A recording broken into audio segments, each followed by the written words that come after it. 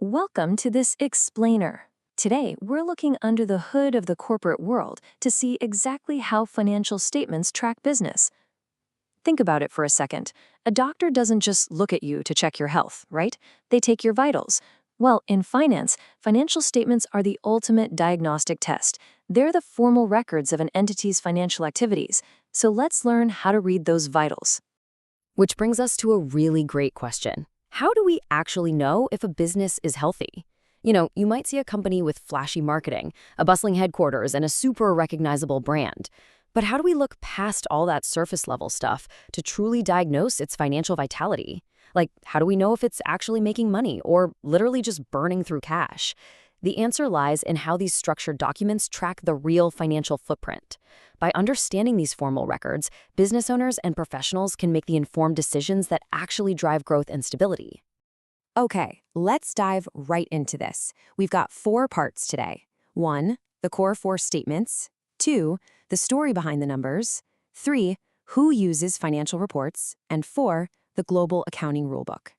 Starting off with Section 1, the core 4 statements, the diagnostic tools. And this brilliantly illustrates a vital concept here, which is time.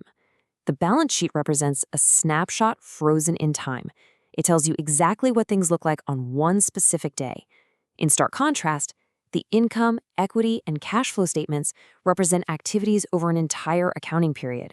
So they're showing motion, flow, and changes, rather than just a single frozen moment. To really bring this to life, imagine tracking a single dollar through a local coffee chain.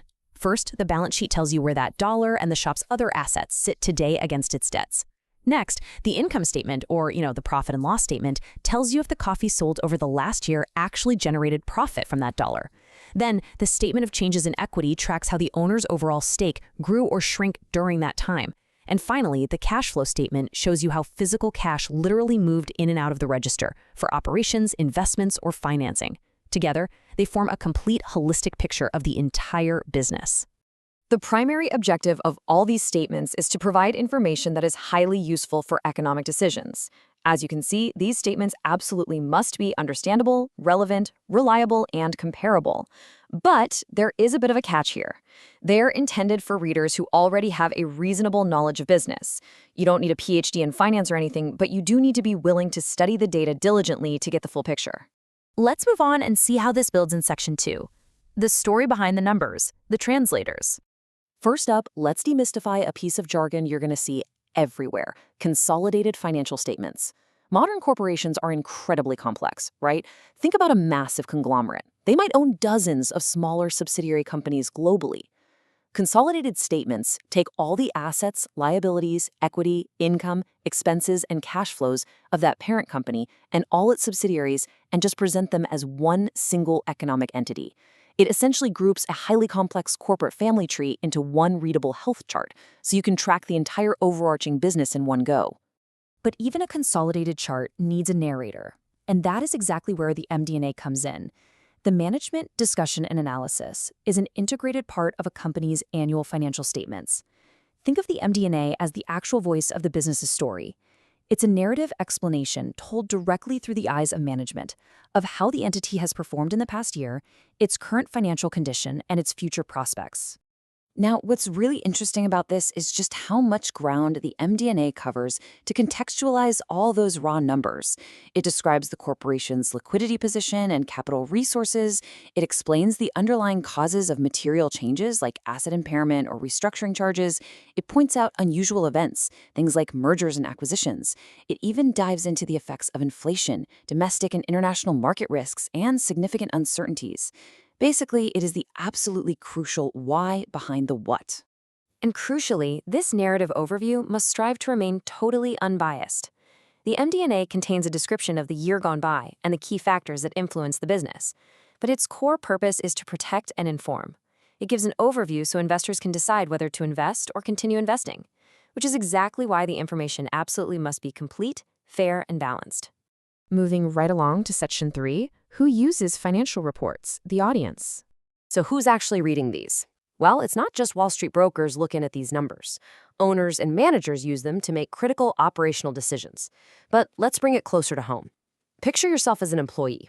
Labor unions use these exact reports during collective bargaining agreements, or individuals might use them to discuss their compensation. Prospective investors use them to assess the viability of a business, and financial institutions, like banks, look at these statements to decide whether to grant fresh working capital or extend a long-term loan. Even existing stockholders, the people who already own a piece of the company, regularly request this insight. It lies directly in their financial interest to affirm that the company's capital stock is being handled viably, mindfully, and with due care. These statements are the ultimate high-stakes proof that management is being responsible with the shareholders' money. And finally, Section 4, the Global Accounting Rulebook, standardizing the data. To ensure uniformity and comparability between financial statements prepared by totally different companies, we rely on a set of guidelines and rules. These are commonly referred to as GAAP, or Generally Accepted Accounting Principles. GAAP serves as the foundational rulebook. It allows for those crucial apples-to-apples comparisons. And while GAAP provides the mandatory basis for preparation, a lot of companies voluntarily disclose information that goes well beyond the scope of these basic requirements. Historically, different countries developed their own accounting principles. Now, you can probably guess the issue there. That makes international comparisons incredibly difficult. You wouldn't be comparing apples to apples, you'd be comparing apples to bicycles. And that is exactly why there is a massive push towards standardizing accounting rules globally through the International Financial Reporting Standards, or IFRS, which are developed by the International Accounting Standards Board. This global wave of momentum is happening right now as we speak. Australia and Canada have already made the leap and adopted the IFRS framework. Publicly quoted companies across the European Union have unified under these rules as well. Furthermore, this international standard is currently under consideration in places like South Africa, highlighting a really growing consensus to track business universally. So, the crucial point is this. Even the massive United States market is recognizing the absolute need for a singular global financial language. The United States Financial Accounting Standards Board has made a formal commitment to converge US GAAP and the international IFRS over time. So slowly but surely, the global business community is moving toward reading from the exact same standardized sheet of music. We've covered the core statements, decoded the MDA, identified the stakeholders, and tracked the move toward global rules. You now have the absolute blueprint for diagnosing the health of any enterprise. So I'll leave you with this thought. The next time a company makes headlines, are you just going to read the PR spin? Or will you look at how their financial statements track the real business? Thanks for joining me on this explainer, and keep learning.